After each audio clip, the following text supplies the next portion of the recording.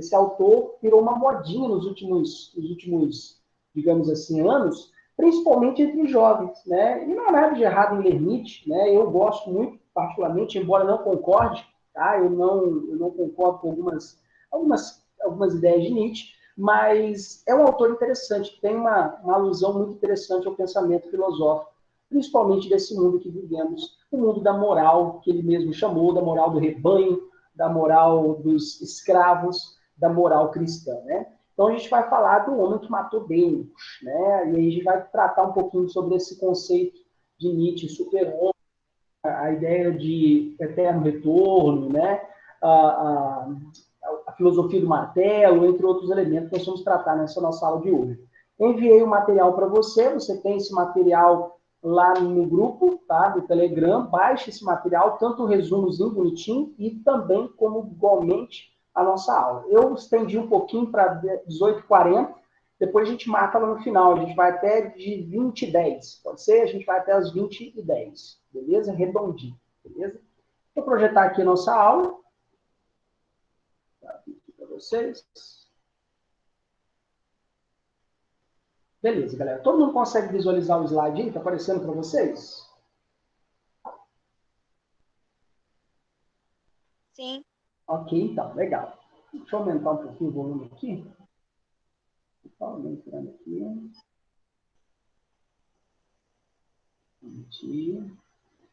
Legal.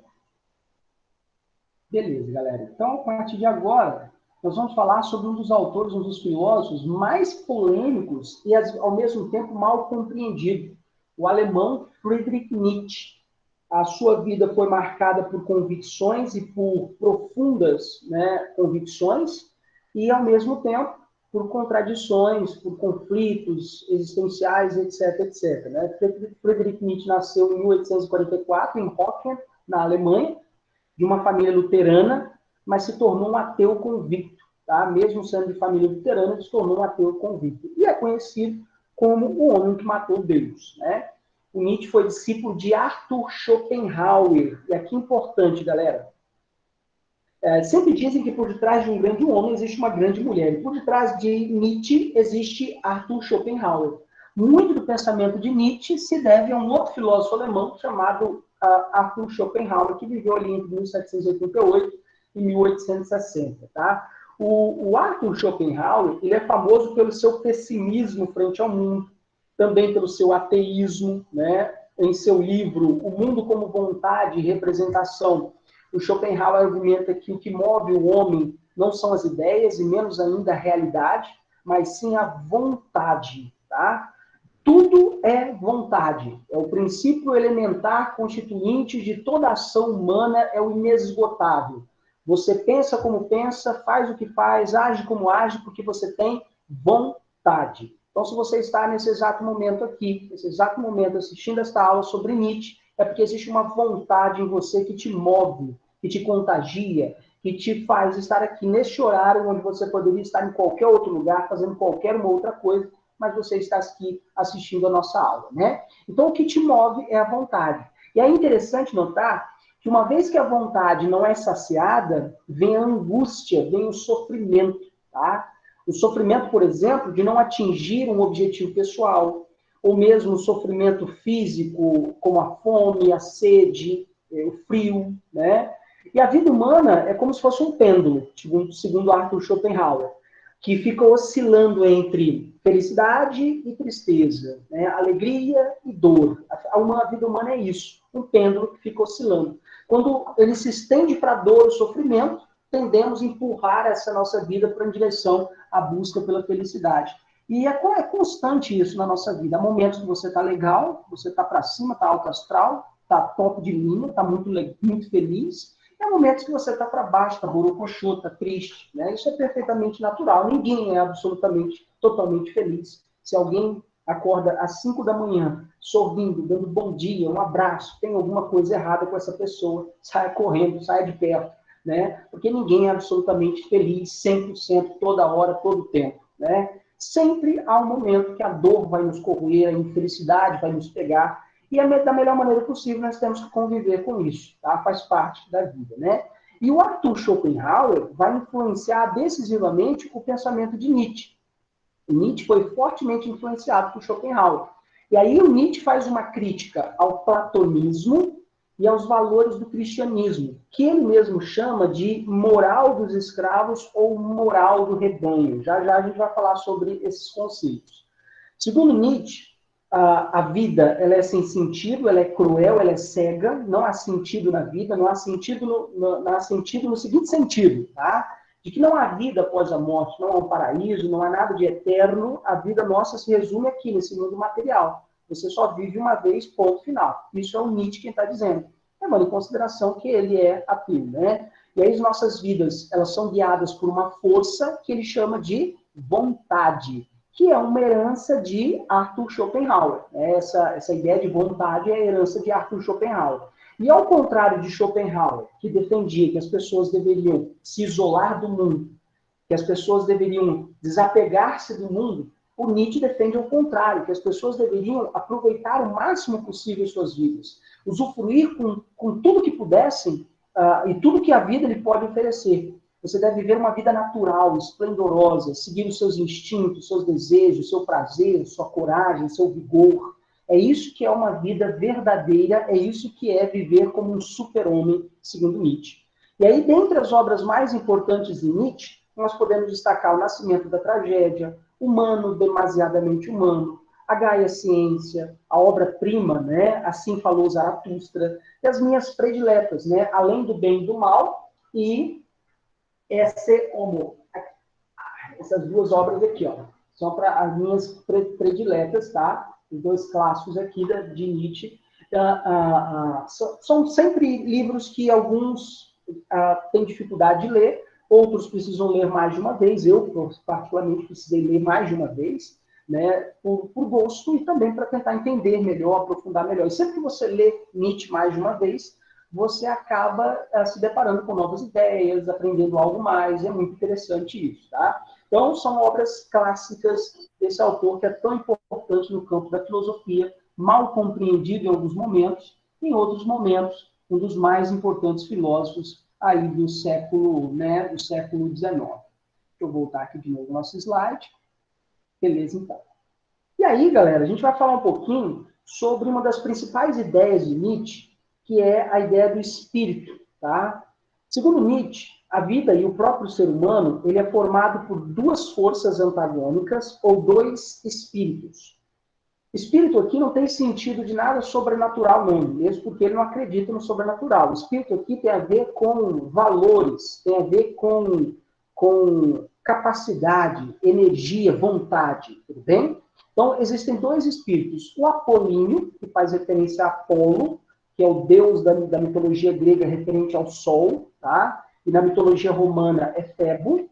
E Dionísio, que é o deus do vinho na mitologia grega, o deus das festas na mitologia grega, e entre a mitologia romana é Baco, deus dos bacanais.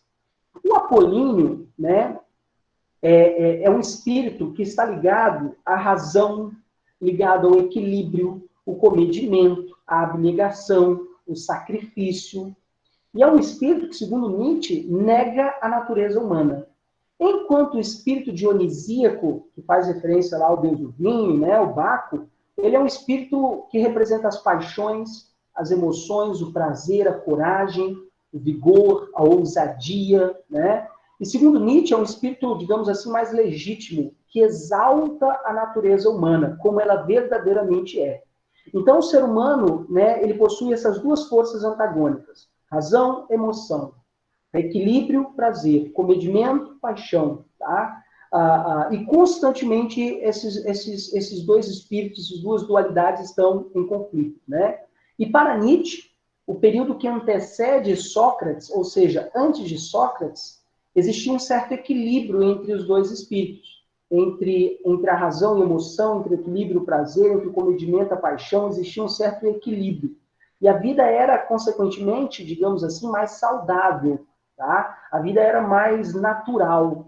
Só que aí me vem Sócrates, que segundo Nietzsche é um homem com uma visão só, tá? Ele diz isso sobre Sócrates, um homem com uma visão só. E aí o Sócrates rompeu com aquela vida saudável e priorizou o espírito apolíneo, a razão, o equilíbrio, o comedimento, combatendo e adestrando o espírito dionisíaco. E aí o homem, com suas emoções, com seu prazer, com seu vigor, com sua paixão, ele se tornou um homem errado, ele se tornou algo a ser condenado, adestrado. E aí houve a vitória da razão sobre a emoção, do apolíneo sobre o dionisíaco. Isso a partir de Sócrates. E aí, quando vem o cristianismo, piorou ainda mais. Segundo Nietzsche, o cristianismo radicalizou a crítica ao espírito dionisíaco, valorizando demasiadamente o espírito apolíneo, valorizando uma vida de sacrifício, de aceitação, submissão. Então, aquele indivíduo que segue o cristianismo, foi Deus que quis, né? Foi essa, eu nasci assim, eu sou sempre assim. O famoso complexo de Gabriela, né? Eu nasci assim, eu sou sempre assim, eu vou ser mesmo assim, sabe? Não tem como mudar. Então, o espírito apolíneo, né, a partir do cristianismo, significou esse sacrifício, aceitação, submissão, em detrimento das paixões, da coragem, do vigor, da ousadia, que é o espírito dionisíaco. E aí Nietzsche nos diz o seguinte, olha, a cultura e os valores do cristianismo são baseadas em uma moral de escravos, em uma moral de rebanho, em que as pessoas simplesmente baixam a cabeça e aceitam serem submissas, aceitam o sofrimento, a dor, não fazem nada para mudar a sua realidade, pois esperam uma vida após a morte. E aí é um espírito em que as fraquezas humanas são vistas como qualidades. Segundo Nietzsche, o cristianismo pautou o apolíneo e essa vida de abnegação, de aceitação, de submissão, como uma qualidade humana. E tudo isso em nome de uma moral, a moral dos escravos, que passa a negar a verdadeira natureza humana.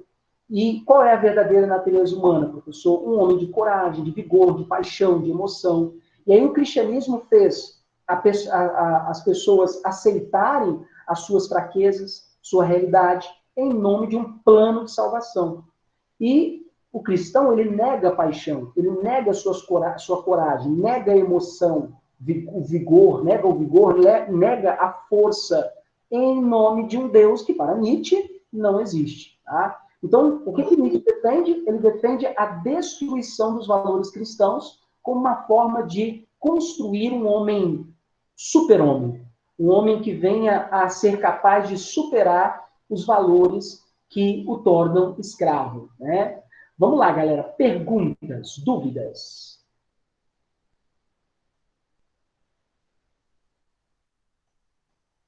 Tudo bem, pessoal? Todo mundo está... Professor, Pode falar. você poderia falar novamente sobre a crítica a Sócrates, por favor?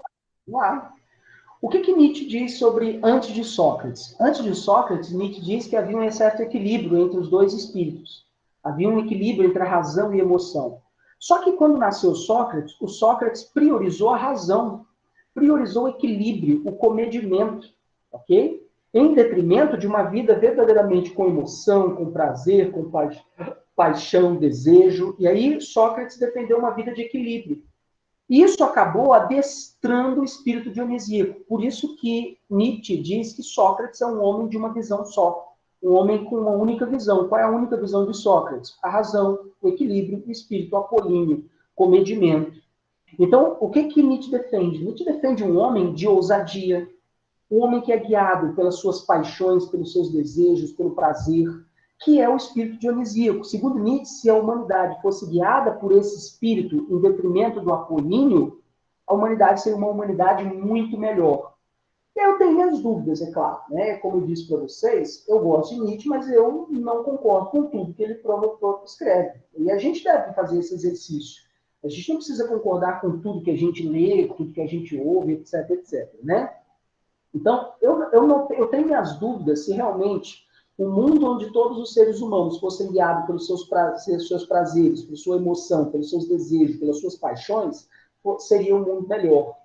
Levando em consideração que o cristianismo, né, em nome do cristianismo, muita barbárie se cometeu, mas também os valores do cristianismo ajudaram a consolidar a paz, a harmonia entre os homens, permitiu a coexistência pacífica.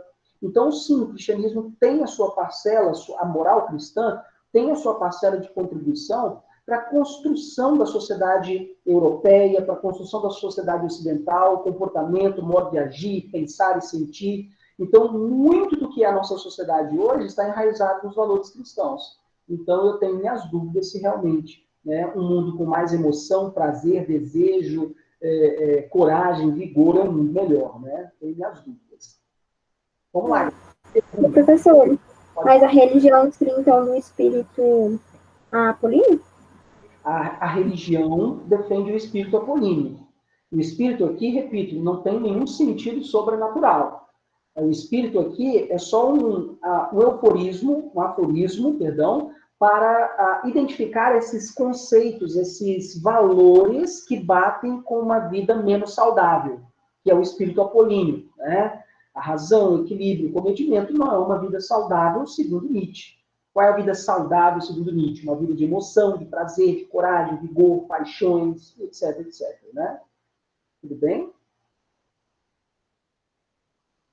Beleza, galera? Vamos lá. Perguntas? Aquele conceito de escravo eu não entendi direito. A gente vai voltar nele já já.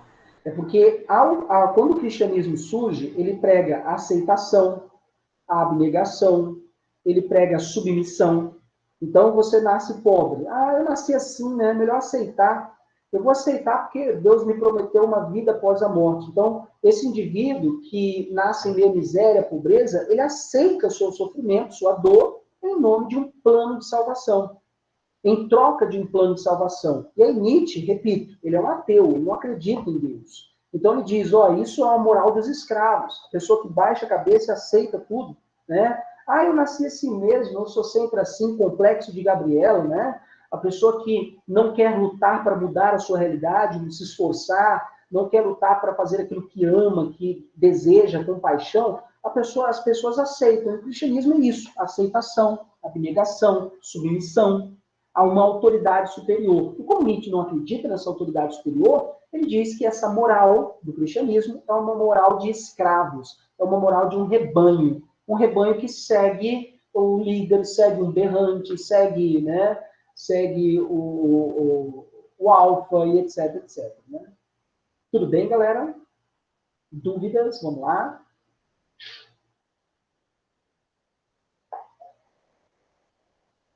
Beleza, pessoal? Todo mundo entendeu essa ideia aí dos dois espíritos, das duas forças antagônicas? Como que esses valores são tão distintos, mas ao mesmo tempo, né? Nietzsche critica o apolíneo, exalta o dionisíaco, tá? Nietzsche diz que, a partir de Sócrates e do cristianismo, a moral e os valores se tornaram uma moral e valores de escravos, de pessoas submissas, de pessoas que não lutam pelos seus prazeres, pelos seus desejos, pelas suas paixões, né? Tudo bem, pessoal? Beleza? Podemos continuar?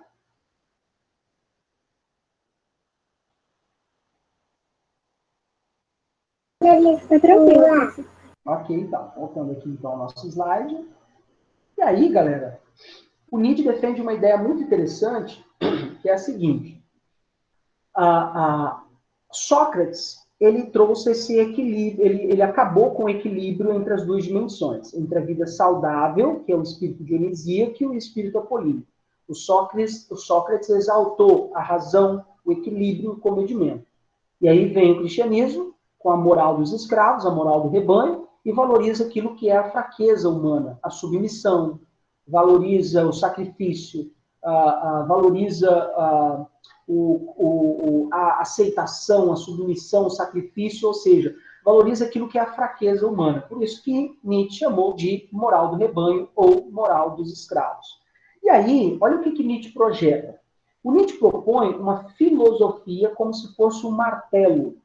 O martelo, vocês sabem, é uma ferramenta que pode tanto destruir como pode moldar e transformar alguma coisa. Mais uma vez, o Nietzsche está se utilizando de uma alegoria, de algo simbólico, o martelo. Assim como ele usou os espíritos dionisíaco e apolíneo como uma simbologia, ele está usando mais uma vez o martelo. Então, Nietzsche defende a filosofia como um martelo. O martelo que é uma ferramenta que pode destruir, que pode moldar e transformar, e também, sabe, pode trazer algo novo, sabe, superar aquilo que é antigo. E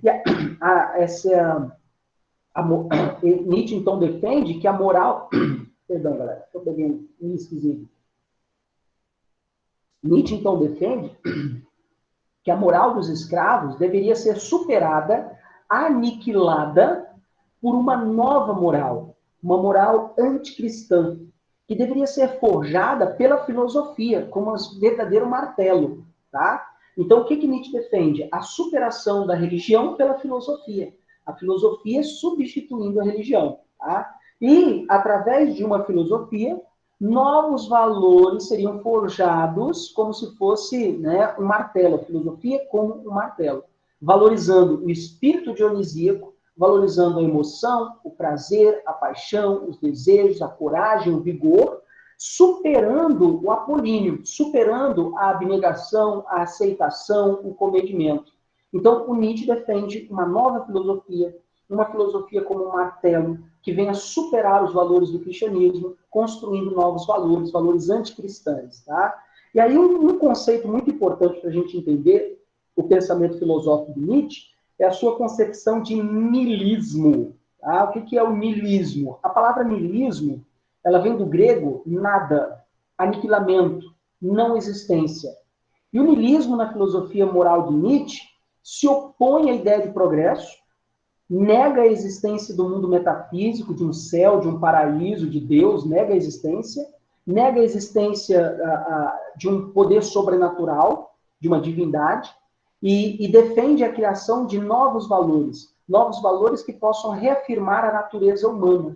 E qual é a natureza humana, professor? Uma natureza de coragem, de vigor, de paixões, de emoção. E aí o Nietzsche postula um prazer natural. Ou seja, você deve ser guiado pela sua natureza. E não pelo que os outros dizem que você deve ou deve fazer. Ninguém deve determinar quem você é ou deve fazer. Você mesmo, você deve se guiar pelos seus prazeres, pelos seus desejos, pela sua emoção, pela sua paixão. Eu me deparo muito com isso em sala de aula. Eu dou aula para a turma de pré-vestibular, que a maior parte dos alunos vão fazer medicina. E aí é interessante notar, porque nem todos amam medicina, nem todos encaram a medicina como uma paixão a ser seguida, mas sim como um status social, como algo que vai dar dinheiro, né? Aí vai fazer medicina por quê? Ah, porque dá dinheiro. Vai fazer medicina por quê? Ah, porque meu pai é médico, então vou fazer medicina também. E não porque amam, não porque são guiados pela paixão pela medicina. E aí acabam se tornando médicos medíocres. Ou não, ou nem se formam, não conseguem se formar. Então, o Nietzsche defende o quê? Que você deve buscar aquilo que você ama, por paixão, por prazer, aquilo que você ama fazer. Independente se dá dinheiro ou não, é um mero detalhe. Agora, quando você faz aquilo que você ama, você faz bem, você faz com alegria, você faz com paixão, com desejo, e você é feliz. Essa é a verdadeira vida saudável. Não a vida que você é levado a fazer algo por dinheiro, ou porque alguém falou para você fazer, ou alguém determinou que você deveria fazer. Então você deve romper com essa moral de escravos e ser guiado pelas suas paixões, pelas suas emoções, pelos seus desejos. Essa é a ideia de niilismo. Destruir tudo aquilo que é submissão. Destruir tudo aquilo que é os valores cristãos e construir novos valores enraizados na emoção, no prazer, no desejo, na coragem, no vigor, e etc, etc. Tá? Então, qual é o objetivo, professor, da filosofia de Nietzsche? É ser uma filosofia libertadora, sabe? O Nietzsche, ele quer usar a filosofia como um martelo que tem a capacidade de destruir e moldar algo novo. O Nietzsche, ele pretendia o quê? Destruir os valores cristãos, moldar novos valores, reafirmar a natureza humana, reafirmar a coragem, o vigor, a ousadia, paixão, desejo, tudo aquilo que era o espírito dionisíaco.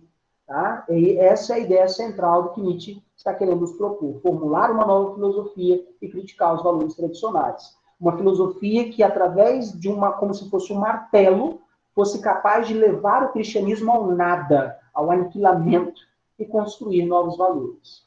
Tudo bem até aí, pessoal? Perguntas? Vamos lá. Dúvidas?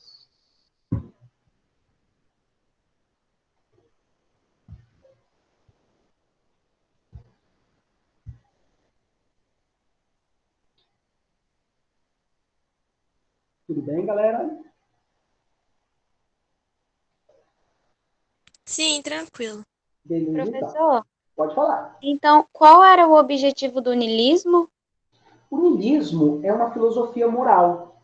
Em niilismo pode aparecer com várias interpretações e conceitos diferentes em outros autores. O niilismo que a gente está analisando aqui é o niilismo em Nietzsche. Tá? Então, em Nietzsche, o que é o niilismo? É uma filosofia moral que se opõe à ideia da moral cristã, se opõe ao espírito apolíneo, que se opõe à ideia de progresso, se opõe à ideia de metafísica, de que existe um paraíso, de que existe Deus, não há nada disso. O niilismo, ele prega a aniquilação. A palavra niilismo do grego significa aniquilar, levar ao nada, né? Prega a aniquilação e a construção de novos valores. Novos valores que sejam pautados pelo espírito dionisíaco. Prazer, emoção, paixão, desejo, coragem, vigor, né? Tudo bem? Tudo bem, obrigada. Beleza, galera? Dúvidas? Vamos lá. Ok? Continuando, então. E aí, galera, uma outra ideia muito legal de Nietzsche é a ideia que eu acho muito poderosa, é a ideia de eterno retorno. O Nietzsche nega a concepção dualista de mundo. A concepção dualista é aquela ideia de que existe um mundo físico e um mundo metafísico. Existe a Terra e um paraíso, um céu. Para Nietzsche só existe esse mundo que vivemos, ponto final. E aí ele se opõe ao Platão, que o Platão dizia que existia um mundo metafísico, né? O mundo das ideias, o mundo inteligível, etc, etc. Né? Ele se opõe ao cristianismo, com a ideia de céu, paraíso, etc, etc. Né? E segundo Nietzsche, não existe outra realidade a não ser a que vivemos.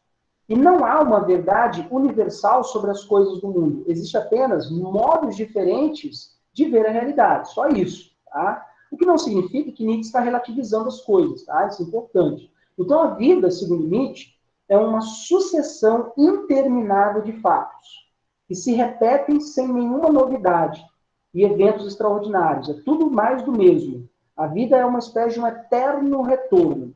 E aí o Nietzsche nos traz a seguinte reflexão, e isso é muito interessante para você que está aí do outro lado.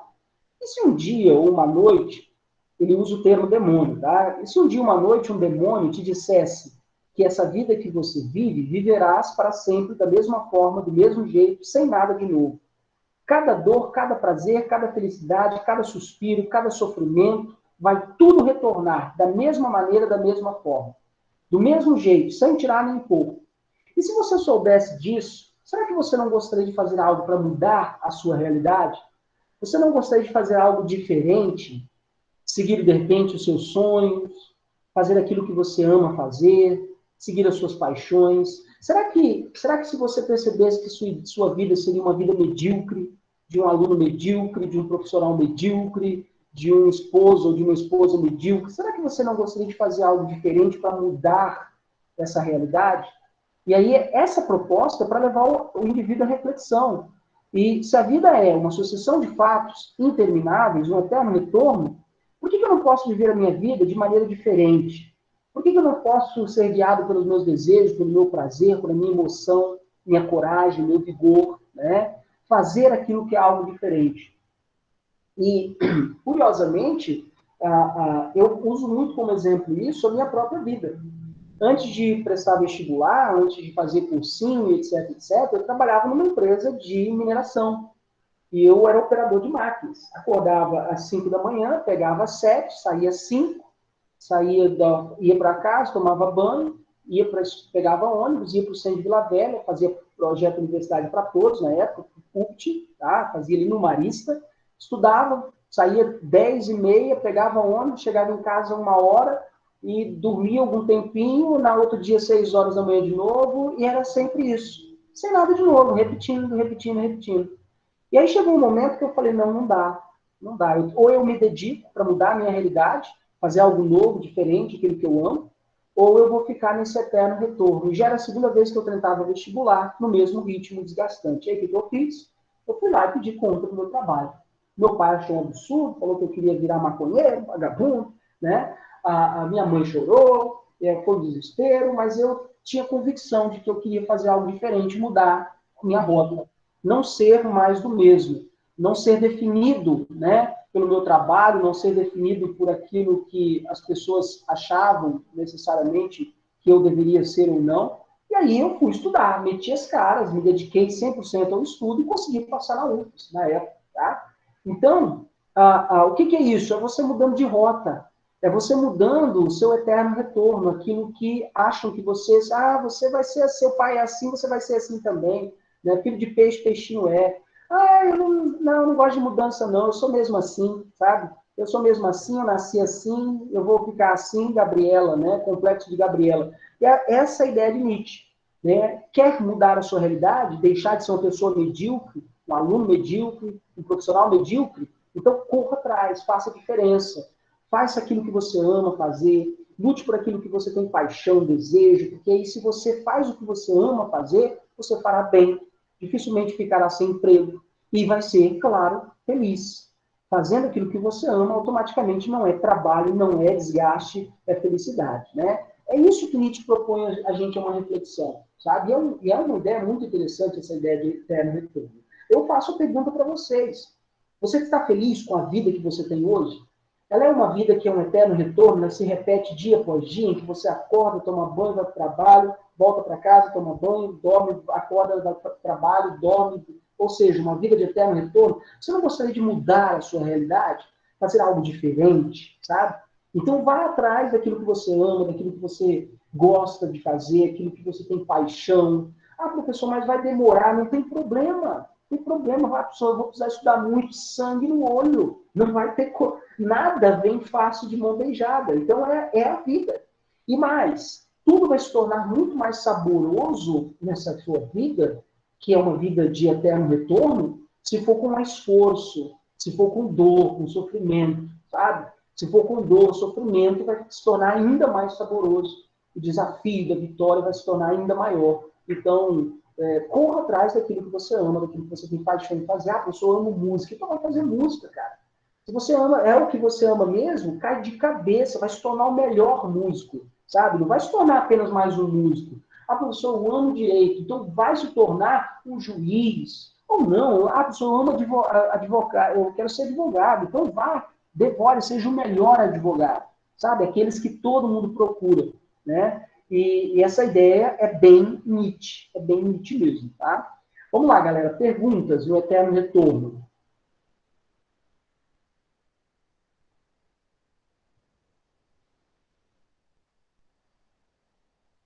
Tudo bem, galera? Perguntas? Tá tranquilo, professor. Beleza? Show de bola. E aí, pessoal, importante, quando a gente fala em aceitar a realidade, é aceitar a realidade desse eterno retorno. Mas não significa que você tem que ficar preso a ele, você tem que se libertar. Tá? Então, aceitar a realidade significa se libertar também dessa mesma realidade. Ok?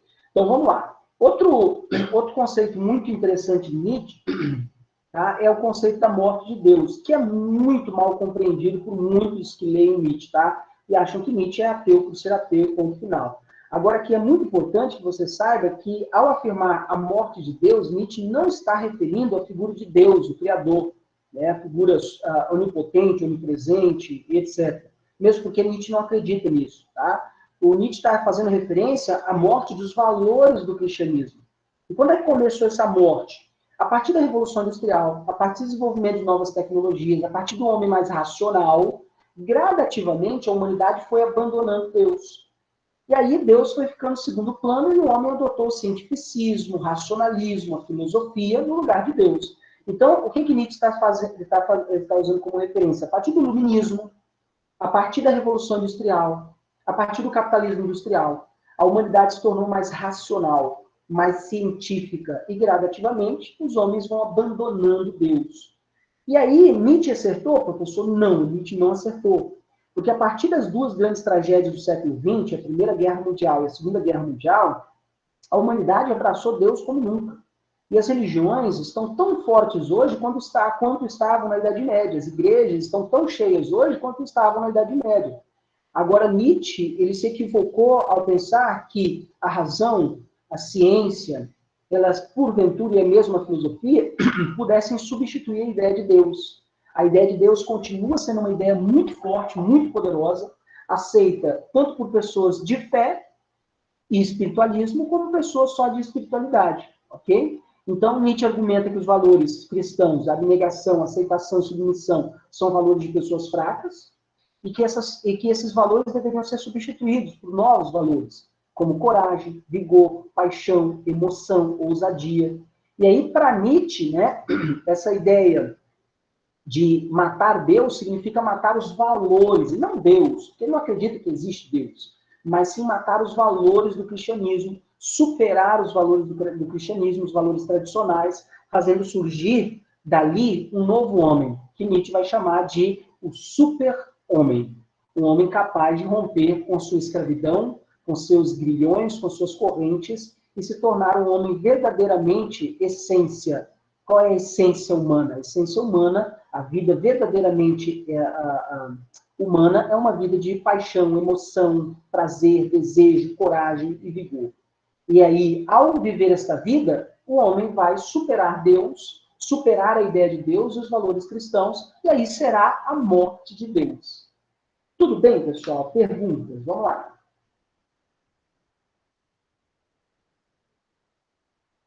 Tranquilo. Beleza, então. E a ideia de super-homem também é uma ideia muito legal de Nietzsche, tá? Deixa eu tirar aqui da frente aqui. A ideia de super-homem. O super-homem aqui não está, embora eu tenha usado a imagem do Homem de Aço, do super-homem mesmo, não tem nada a ver com o personagem, tá, gente? É só uma alusão, tá, a alguém que é capaz de superar a própria existência. Tá? Super-homem. Superar a própria existência, superar o próprio ser, que é o ser humano, né? O que é o super-homem? É aquele capaz de romper, de destruir, aniquilar os velhos valores do cristianismo, superar a aceitação, a abnegação, o sacrifício, superar a moral do rebanho, a moral dos escravos, e com a ajuda da filosofia do martelo, moldar novos valores fundamentais à existência de um super-homem.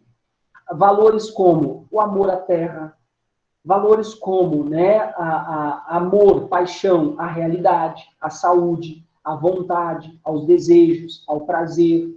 Ou seja, tudo aquilo que é o espírito dionisíaco, né? Tudo aquilo que é o espírito dionisíaco. E Nietzsche nos ensina que tudo que é bom é instinto. Então você não deve agir pela razão. Haja pelos seus instintos. Faça o que você faz pelos seus instintos. Então os instintos devem ser valorizados, porque eles são parte da essência do que é ser um ser humano, né? E em sua obra Sim Falou Zaratustra, o Nietzsche aponta que existem 3 metamorfoses do ser humano. Através dessas 3 metamorfoses, ou seja, uma transformação, né? Através dessas 3 transformações, o homem se torna verdadeiramente um super-homem. Então, o que Nietzsche defende como super-homem? É aquele homem que age por instinto. É um homem que tem amor à terra, a realidade, a saúde, a vontade, os desejos, o prazer. É um homem que valoriza o espírito dionisíaco.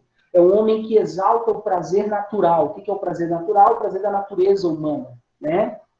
Rompe com os velhos valores cristãos. Não baixa a cabeça, não se sujeita, não se nega a sua realidade, não nega a sua natureza. E luta com todas as forças para se tornar instinto. Puro e simples instinto. Tudo bem, galera? Entenderam essa ideia de super-homem?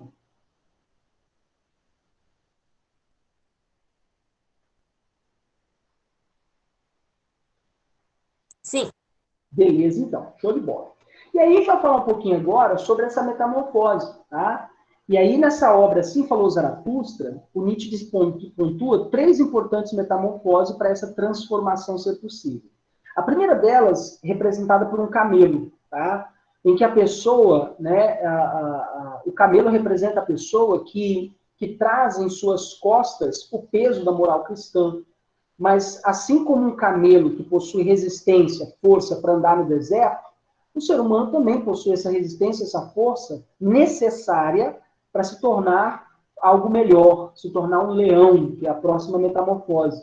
E enfrentar um processo de transição, de romper com os valores de submissão, de aceitação, de abnegação, para novos valores. E aí, então, a primeira metamorfose é a do camelo.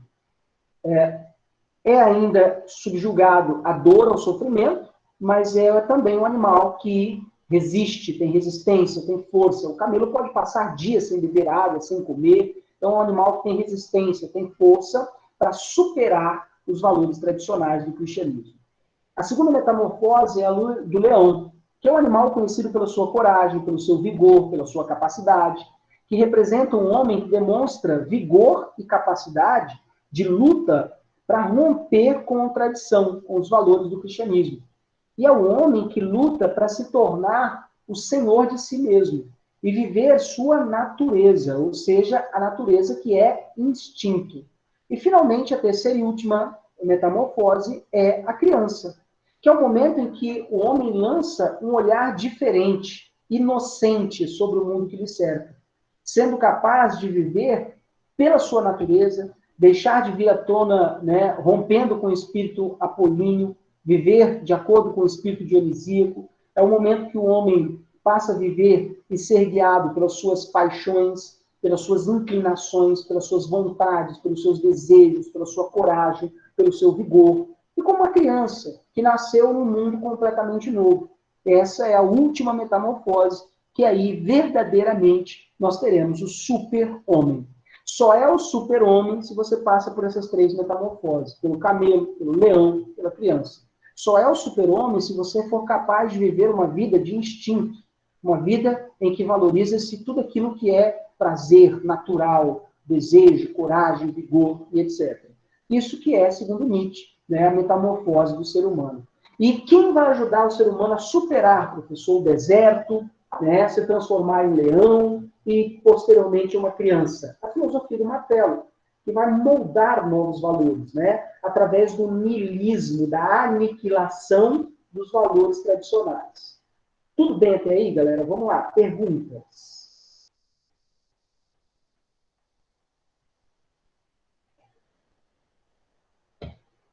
Tudo bem, galera? Pessoal, o leão é aquele que rompe com os valores cristãos? Isso. O leão é aquele que tem coragem, capacidade e vigor para romper com os valores cristãos.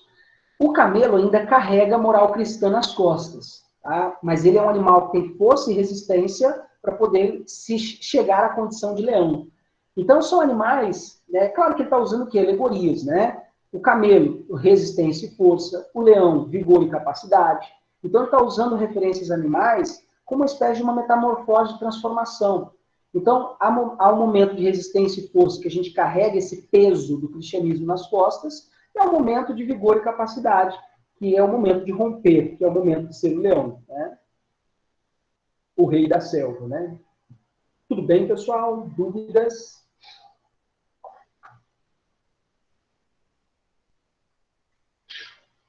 Beleza, galera?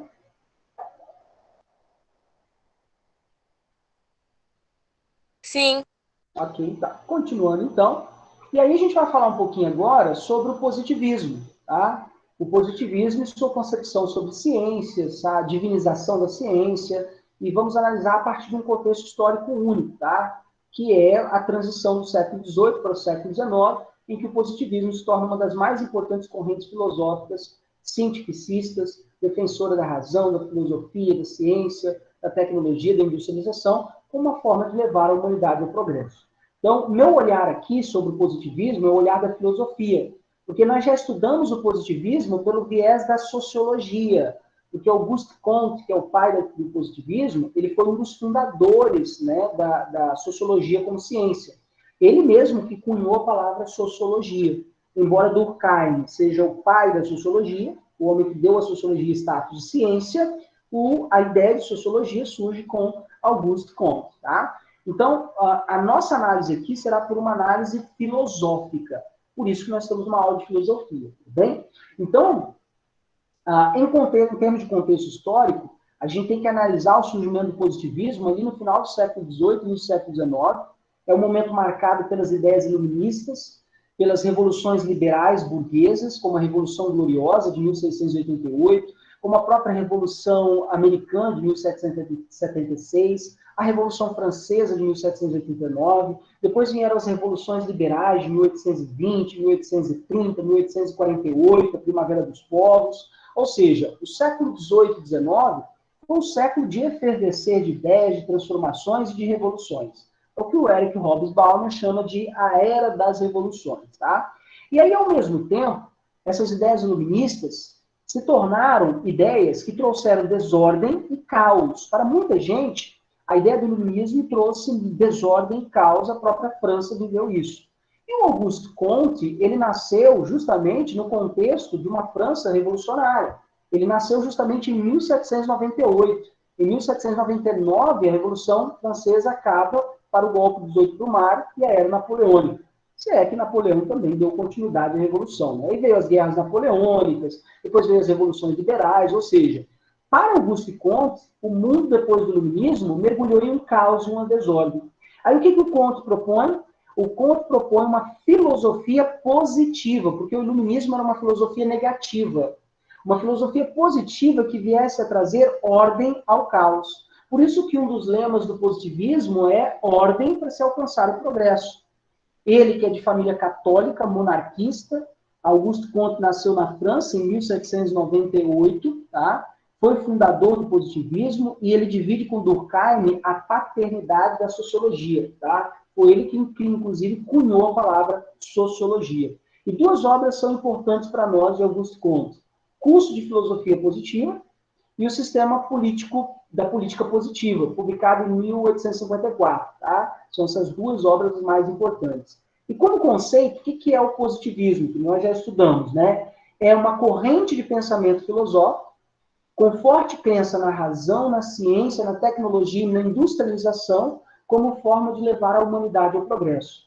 Então, Auguste Comte tem uma visão positiva sobre todos os avanços na tecnologia, na industrialização, na revolução industrial e etc, etc. Lembrando que o contraponto ao positivismo kantiano é o marxismo, né? Essas são as ideias socialistas. Porque assim como a revolução industrial, a ciência, a tecnologia trazem algo positivo para nós, também trazem consequências negativas. Então, para as ideias sociais e políticas do século XIX, socialismo utópico, socialismo científico, o anarquismo, eles olharam para as consequências negativas das transformações da Revolução Industrial, do avanço da tecnologia, e passaram a tecer duras críticas ao capitalismo industrial. Já o positivismo kantiano, ele defende que a razão, a ciência, a tecnologia e a industrialização levariam a humanidade ao progresso.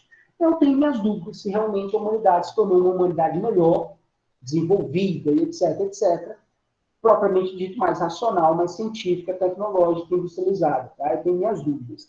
É só a gente olhar para tragédias como Hiroshima e Nagasaki, Primeira e Segunda Guerra Mundial. Aquilo ali era o ápice da ciência, da tecnologia. O que foram as bombas de Hiroshima e Nagasaki? Foi o ápice da tecnologia humana, sabe? Usada para o mal. Então, em si, a razão, a ciência, a tecnologia, elas não são boas nem más. É a maneira como nós, seres humanos, usamos a ciência, a tecnologia, a indústria, faz dela boa ou má. Nós podemos usar a tecnologia para produzir uma vacina contra o coronavírus, podemos usar a tecnologia para produzir penicilina, como fez lá o Alexander Fleming, ou podemos usar a tecnologia para produzir armas de destruição em massa. Então, tudo depende da nós seres humanos, né?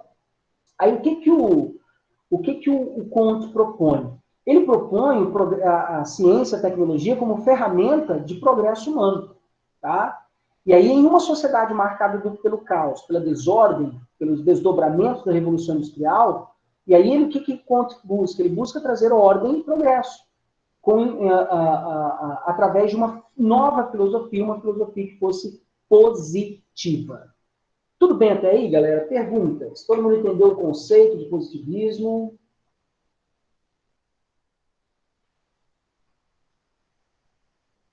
Professor, pode explicar de novo o conceito? Claro, vamos lá. Em termos conceituais, o positivismo é uma filosofia, tá? É uma corrente de pensamento filosófico. É uma corrente que defende a razão, a ciência, a tecnologia e a industrialização como se fossem elementos que vão levar a humanidade, como se fossem degrauzinhos que fossem levar a humanidade ao progresso. Então, quer levar a humanidade ao progresso? O caminho não é a filosofia, o caminho não é a razão, não é a religião, o caminho é um caminho positivo. Qual é o caminho positivo? A razão, a ciência, da tecnologia e da industrialização. Qualquer sociedade humana que seguir esses patamares será levada ao progresso. Então, essa ideia de progresso é linda, maravilhosa. Mas essa mesma razão, essa mesma ciência, essa mesma tecnologia e industrialização levaram ao caos e à desordem do século XX, que foi a Primeira e Segunda Guerra Mundial. E aí as pessoas começaram a criticar o positivismo. Como assim? A razão, a ciência e a tecnologia deveriam nos levar para algo melhor, nos levou para o caos, a desordem, a guerra, a Primeira e Segunda Guerra Mundial. Aí as pessoas começaram a criticar o positivismo kantiano, né? Tudo bem, galera? Ok, dúvidas? Vamos lá?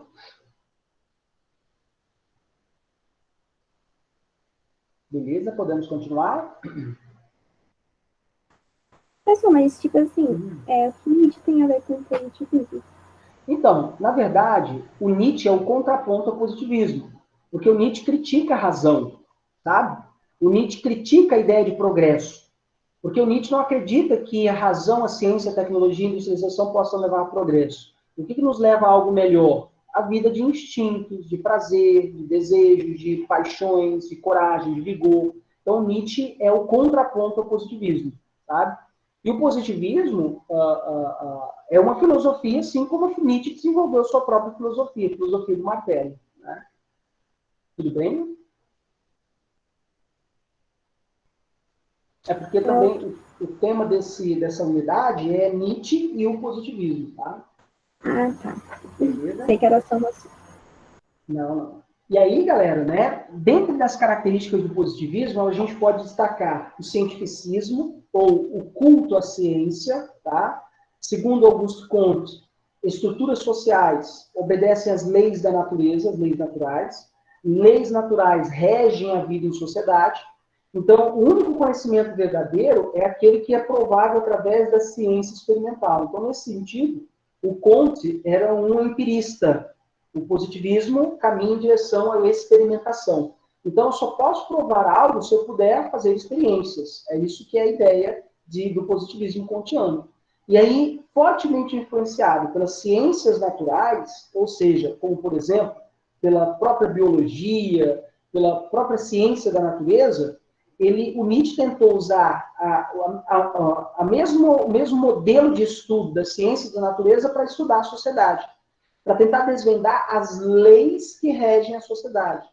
Ele tentou explicar como que funcionam as leis que regem a sociedade. Então, o Comte, ele concebia a sociedade como se fosse um organismo vivo, em que cada indivíduo da sociedade, eu e vocês, são como se fôssemos partes de um corpo, como se fossem órgãos de um corpo. E para a sociedade funcionar bem, cada indivíduo tem que estar bem dentro de um todo, que é o corpo. Então, o Comte tem uma visão organicista sobre a sociedade. A sociedade funciona como um organismo vivo. E toda sociedade, segundo o positivismo, passa pelo mesmo processo evolutivo. Aqui a gente tem que contestar, né? Porque cada sociedade tem a sua historicidade. Cada sociedade humana vive as suas regras, os seus valores, de acordo com o seu tempo, de acordo com o seu local. Então, questões como local, tempo histórico, influenciam a sociedade direta e indiretamente. Só que o Comte não percebeu isso, tá? Outra característica do positivismo é a valorização demasiada da tecnologia. A tecnologia como ferramenta para satisfazer as necessidades do homem, superar a desigualdade, acabar com a pobreza, reduzir o esforço do trabalho. Então, segundo o Auguste Comte, a tecnologia vinha para trazer benesses ao ser humano, trazer algo bom para o ser humano, livrar o ser humano do fardo de ter que trabalhar pesado, e livrar a humanidade da fome, da miséria, da desigualdade. E aí a gente tem que também fazer a nossa crítica, né? Será mesmo que com todo o avanço da tecnologia, a humanidade, né, ela se livrou da fome, da criminalidade, da violência, ou pelo contrário, a tecnologia está sendo utilizada para o mal, né? Então, em si, repito, a tecnologia ela não é boa nem má, é a maneira como usamos. Nós podemos usar a tecnologia para enlatar alimentos e transportar para a África, para sanar a fome de pessoas vivendo em meio à fome, ou podemos usar a tecnologia, né, para produzir animais encarcerados, sabe, em engorda, animais que não têm nenhuma qualidade de vida, para o nosso bem proveito da nossa picanha, do nosso, né, caviar, etc, etc. Né? Ou seja, tudo depende da maneira como usamos a tecnologia. Então, duas características básicas do positivismo. o culto à ciência e a valorização demasiada da tecnologia. A ciência como uma forma de desvendar as leis naturais, as leis que regem a vida em sociedade. E a tecnologia como uma forma de satisfazer as necessidades, superar a desigualdade e levar a humanidade ao progresso. Ambos podem ser criticados. Tudo bem? Vamos lá, pessoal. Perguntas?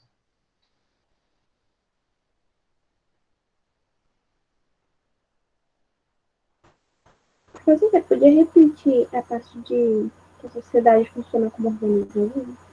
Não entendi. Essa pergunta? A sociedade funciona como?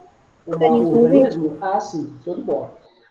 Há duas maneiras de você olhar o mundo, conceber o mundo. Uma visão mecanicista, que a sociedade, a humanidade, o mundo funciona como uma máquina, com engrenagens muito bem encaixadas e explicadas pelas leis da natureza, ou pelas leis da física, ou pela matemática, pelos números, ou uma visão organicista, como se a sociedade, a humanidade, o mundo funcionasse como um grande organismo vivo.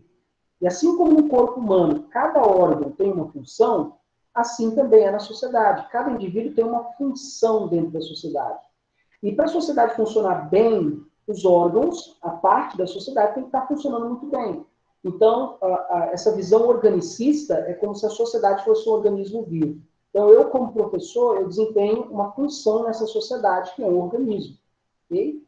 Vocês, como alunos, desempenham função. Em breve, vocês vão desempenhar outras funções como profissionais, como estudantes de uma universidade, ou às vezes empregados em alguma empresa, etc, etc. Então, cada indivíduo tem uma função social dentro dessa sociedade, e se a gente quer desvendar, né, o funcionamento da sociedade, a gente tem que analisar a sociedade como se ela fosse um organismo vivo. E se ela é um organismo vivo, existem leis naturais que regem essa vida em sociedade.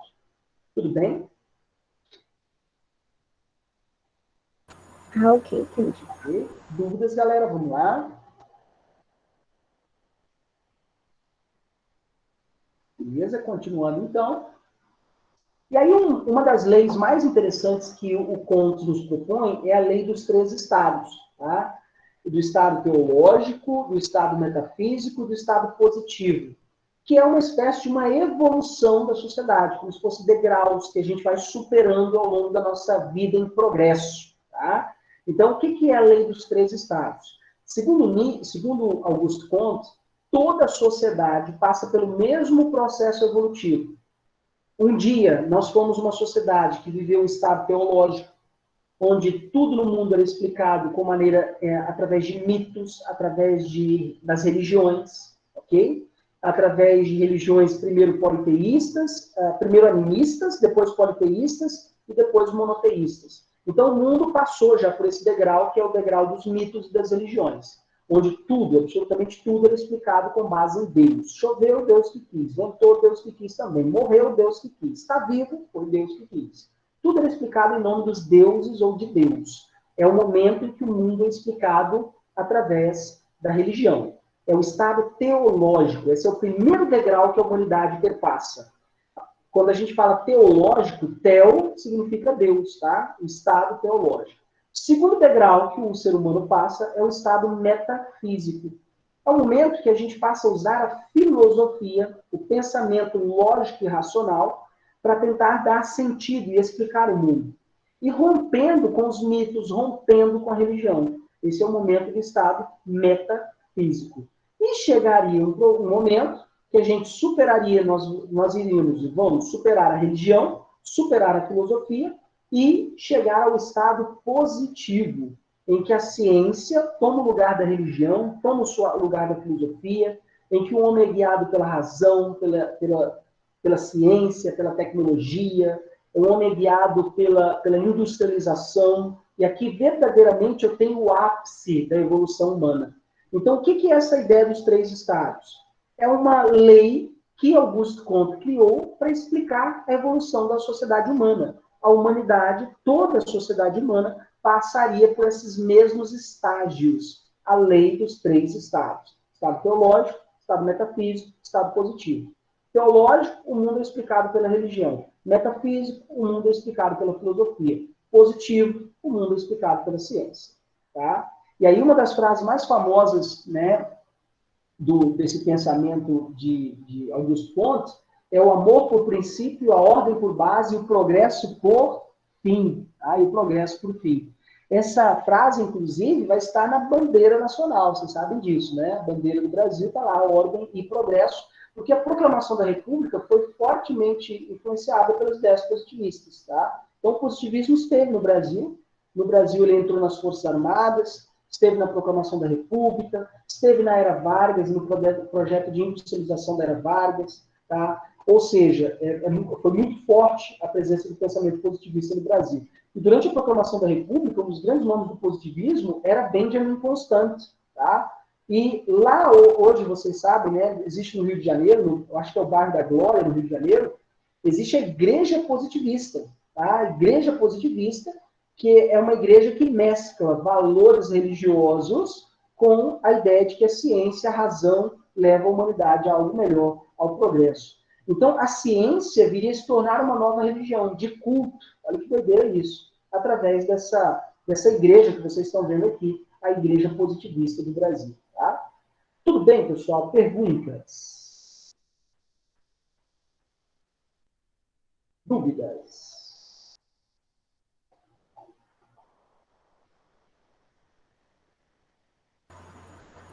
Mas, tipo assim, professor, eu não consigo imaginar quais valores a pessoa teria com a ciência, sabe?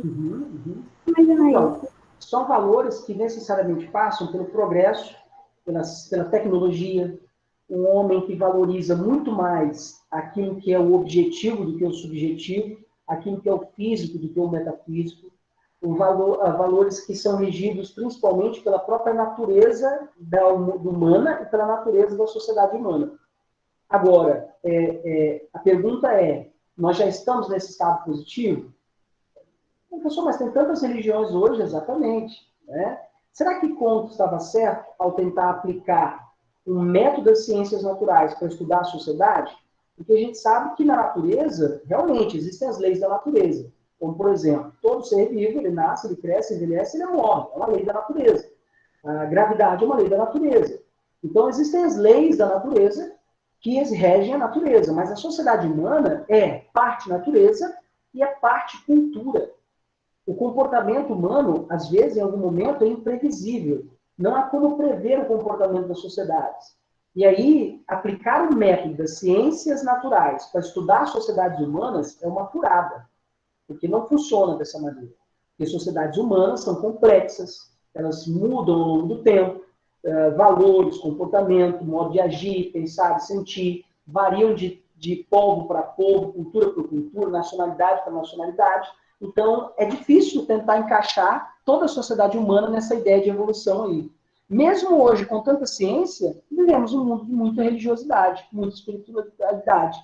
Mesmo um mundo com tanta ciência e religião, vivemos muita filosofia também. Então, é muito complexo achar que a gente vai superar a religião, vamos viver um momento de filosofia, depois vamos superar tudo, vamos viver a ciência. Né?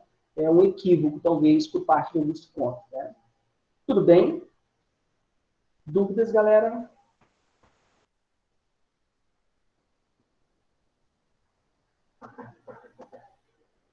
Beleza, galera? Podemos continuar? Sim. Beleza, então. Então, já vou para a próxima aula. Bom que a gente ganha tempo, ok? Fechando aqui, então.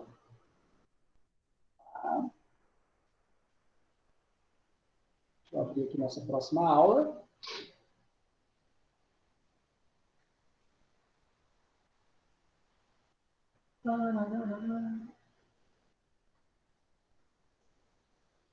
E aí a gente volta para a sociologia. Cadê a sociologia? E vamos falar sobre Estado moderno, democracia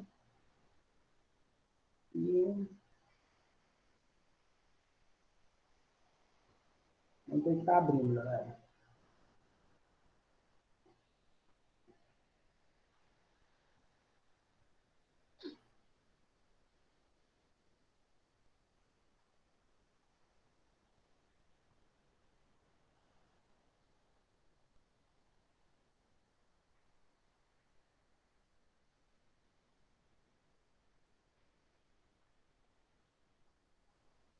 Beleza.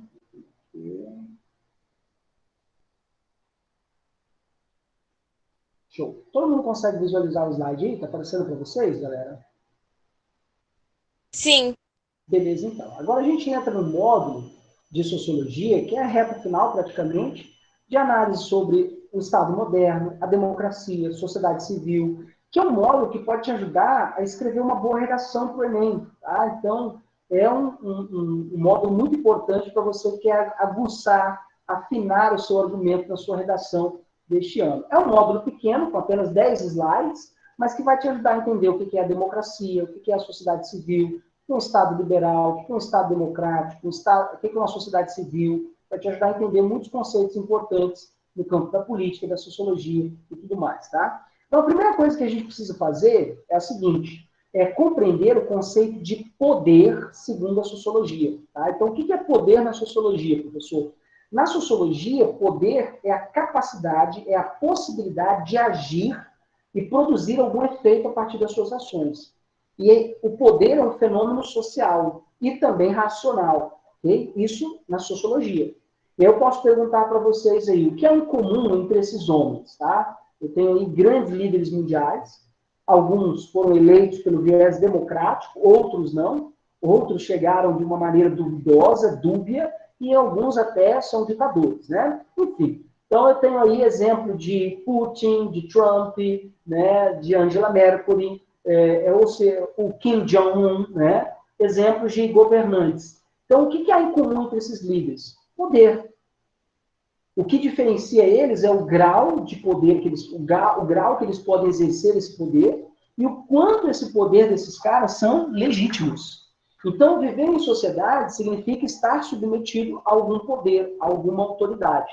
Então, esse é o nosso objetivo dessa nossa aula de agora, tentar compreender o poder, a autoridade em forma do Estado democrático, em forma de Estado como aquele responsável por garantir as liberdades individuais do ser humano, e tentar também analisar, a partir da sociologia, compreender as relações entre Estado e poder, e conceitos como democracia e sociedade civil. Então, esse é o foco dessa nossa aula de hoje. E aí nós vamos estudar a ideia de Estado e poder a partir de autores como Michel Foucault, Max Weber, os contratualistas Hobbes, Locke e Rousseau, e também Friedrich Hegel. Tá? A gente vai estudar a partir desses autores que são importantes. Então, galera, né, só para a gente... Beleza, vamos começar pelo Michel Foucault. O Michel Foucault é um filósofo francês, e ele nos ensina que existem dois tipos de poder. O poder macro, grande, que é macro significa grande, né, que é aquele poder exercido pelo Estado, que exerce, através das instituições do Estado, a dominação, e, ao mesmo tempo, esse mesmo Estado ele está amparado pelas leis. E é um poder que se ramifica e é exercido em dimensões menores na chamada microfísica do poder. Nas nossas ações do cotidiano, né, que são destituídas de conotação, às vezes, política, mas exercidas em menores dimensões. Professor, explique isso melhor. Por exemplo, um policial e o seu pai, ou sua mãe. No meu caso, minha esposa, né? Eles exercem poder sobre você. O policial exerce um poder sobre mim, como minha esposa exerce um poder sobre mim. Aqui em casa, a última palavra é a minha. Sim, senhora, já estou indo, meu amor, né? Ou seja, existe uma relação de poder. E o tempo todo que nós nos relacionamos socialmente, existe relação de poder. Quer seja um professor em sala de aula com seus alunos, quer seja você, mais velho, com seu irmão mais novo. Então, o tempo todo existe relações de poder. E aí, o que é o poder macro? É aquele, por exemplo, de um policial que exerce um poder sobre você no espaço macropolítico, porque o Estado, ele criou as leis, e o policial é o agente da lei, é aquele que tem o poder da autoridade da lei. O seu pai não foi o Estado que deu ele poder. O seu pai é o dono da casa, é o cara do lar, é aquele que abastece a casa, é o homem responsável por botar comida na mesa. Então você deve a ele respeito. Eu lembro como se fosse hoje. Eu sentado no sofá, zapeando a TV, quando meu pai chegava, eu levantava, eu entregava a ele o controle e pronto. Ele não precisava falar nada, não tinha nenhuma lei que me obrigava a fazer isso, mas eu fazia. Ah, professor, é respeito. Sim, respeito, mas dentro dessa ótica da microfísica do poder, das nossas ações diárias e cotidianas. em dimensões menores, uma sala de aula, numa igreja, o comportamento do trânsito. E tem aquele macropoder, que é o poder político, poder exercido pelas instituições políticas, instituições como Forças Armadas, por um simples policial, tá? Que está dimensionado ao poder do Estado. Tudo bem, galera? Todo mundo entendeu a diferença entre o macropolítico e a microfísica do poder? Tudo bem? Sim. Ok? E nós estudamos também o Max Weber. Tá? O Max Weber, sociólogo alemão, ele também nos deu importante contribuição dos chamados 3 tipos básicos de poder ou 3 tipos básicos de dominação. Tá? Então, lá em Max Weber, nós temos o poder tradicional, que é a obediência às tradições, os costumes, por exemplo, de um poder patriarcal, que é exercido pelo mais velho, aquele que já nasce com aquele poder, ou seja, um poder hereditário, passar de pai para filho, por intermédio das tradições de alguma cultura, de algum povo. Nós temos o poder carismático, que é a crença na qualidade do líder, na sua coragem, no seu heroísmo, nos seus dons sobrenaturais, na sua inteligência, na sua boa oratória, ou na intensa propaganda sobre aquele cara.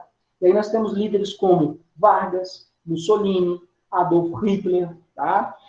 Não podemos negar Bolsonaro, é carismático. Não podemos negar Lula, é carismático. Então, existe carisma entre esses caras. As pessoas seguem como se eles fossem heróis, como se eles tivessem dons, inteligência sobrenatural, uma oratória única. E, claro, utilizam muito propaganda. Tá? O próprio Vargas utilizou a propaganda do Departamento de Imprensa e Propaganda, o DIP, para criar a figura do pai dos pobres. E ao mesmo tempo que Vargas era chamado de pai dos pobres, era também chamado de a mãe dos ricos. O próprio Adolf Hitler era chamado de o Führer. O Führer significa o guia, o condutor, né, o líder da nação. E, finalmente, o poder racional legal, que é aquele poder que é mediado através da obediência a um sistema de regras que foram racionalmente elaboradas, ou seja, as leis, a Constituição, o Estatuto. Se você obedece às leis do seu condomínio, você está obedecendo a um poder racional legal. Se você obedece às leis de trânsito, você está obedecendo a um poder racional legal. Então, a gente pode dizer que esse poder racional legal, ele caminha, segundo Michel Foucault, pelo macropolítico. Enquanto o poder carismático, o poder tradicional, ele caminha pelo lado microfísico do poder. Tudo bem, pessoal? Perguntas, dúvidas?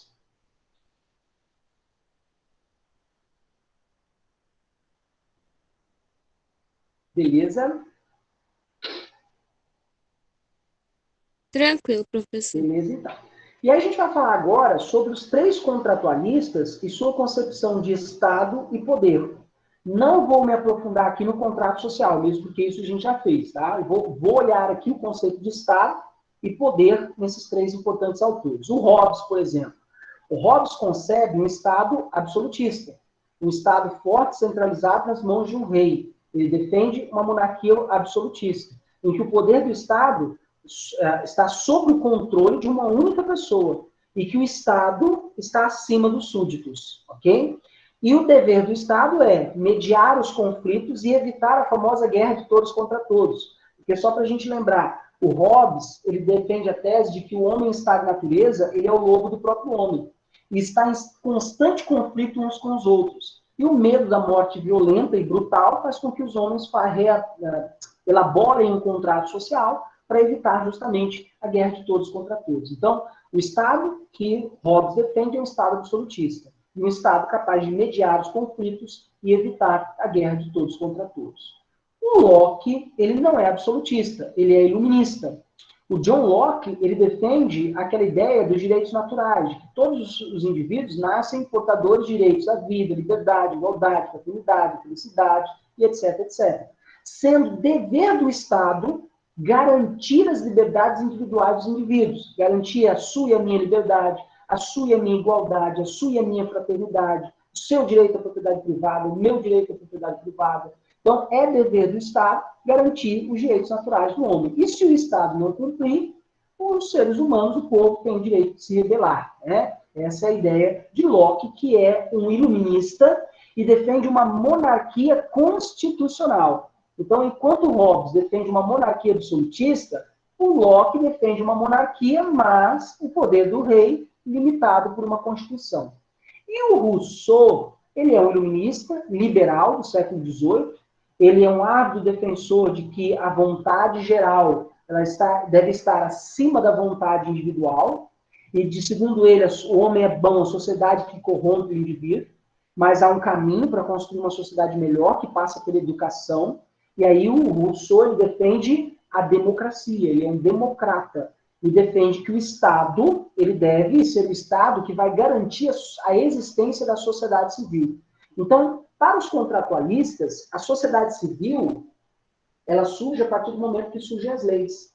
Porque quando não tem as leis, nós não somos civilizados. Depois que existem as leis, nós nos tornamos civilizados. Então, as leis, são ferramentas para civilizar o ser humano. O contrato social é que possibilita a vida em sociedade e que permite que nós, seres humanos, nos tornamos seres civilizados. Essa é a ideia que está por detrás desses três importantes contratualistas. Então, vamos para fechar esses três caras. Hobbes, Estado absolutista.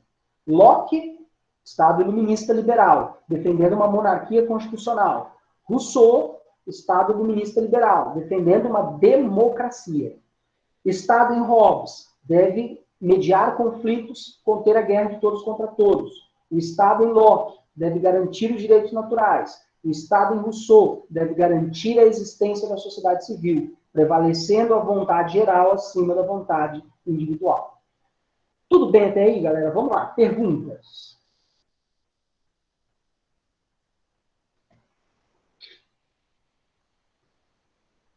Beleza? Podemos continuar, né? Professor, Pode falar. é uma besteira que eu vou falar, mas aqui deixa eu perguntar, tem um filme, o Tron? Não assisti. Ah, eu esqueci Eu já o ouvi, mas... Liga da Justiça. Liga da Justiça, o Tron. Aí tem o Loki. Será que Sim. tiraram o nome dele desse iluminista? Não. Loki, Não, né? O Loki é um personagem da mitologia nórdica, né? É o irmão de Thor, o filho de Odin. Na verdade, é um filho meio que adotivo, né? Mas não tem nada a ver com o Loki, não. Agora, o Loki, para quem gosta de série, o personagem, na verdade, faz uma alusão ao Flock, que é o personagem lá do Vikings. Não sei se vocês assistem a série Vikings. E aí tem um personagem na série Vikings, que é o Flock. O Flock tem um momento, eu vou dar spoiler, depois vocês vão assistir a série, que é uma série muito legal, na minha opinião, tá? É uma série com uma fotografia fantástica, uma série que, embora tenha alguns tropeços históricos, né? Mas é uma série muito legal. E o Flock é uma alusão ao Loki. O Flock, em um momento, o que ele faz? Ele sai de Kattegat e vai para uma ilha, para um lugar bem distante, onde praticamente não tem nada. E ele leva alguns colonos com ele. E ao levar esses colonos com ele, ele quer justamente fazer com que o conflito, a guerra de todos contra todos, a vingança, o litígio, acabe. Porque o que há na sociedade viking é uma intensa vingança, uma luta de todos contra todos, onde ninguém entra em consenso.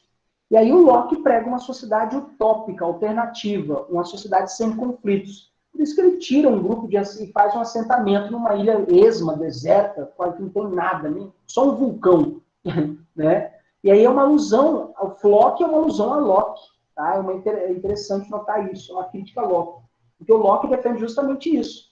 Uma sociedade onde evita-se a vingança, a constante vingança, através de um Estado mediador dos conflitos. Tudo bem? Beleza, galera?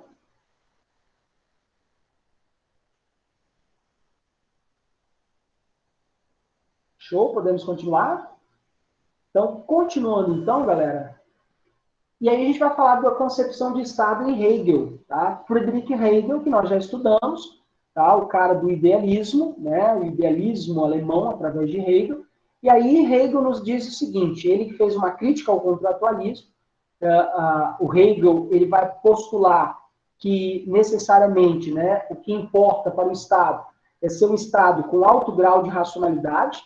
O Estado deve ser fruto desse alto grau de racionalidade dos seres humanos, e ele deve pacificar os conflitos e criar uma ideia de unidade, de entendimento e entre as ações dos indivíduos.